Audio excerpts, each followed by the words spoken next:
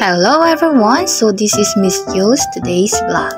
So today we're going to eat suha or pwede ring tawaging lukban.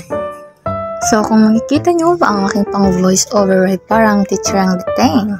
So yan, kung makikita nyo, hinihimay-himay ko na yung suha natin. Opo, yan po sa mga ating mga viewers na naglalaway na. At makikita nyo ang dami-dami ko nang inopen para dyan. And this is the finished product. Okay, so lahat tayo ay maglaway, mga viewers, at nilantakan ng aking kapatid. Ang galing-galing talaga. Ako ang naghimay, iba ang kumakain. So yan, makikita nyo nakailang sobo, no? Binibilisan pa talaga. So why not?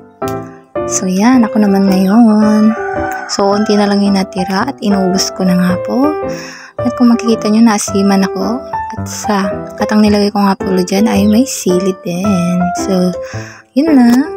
Thank you for watching my video.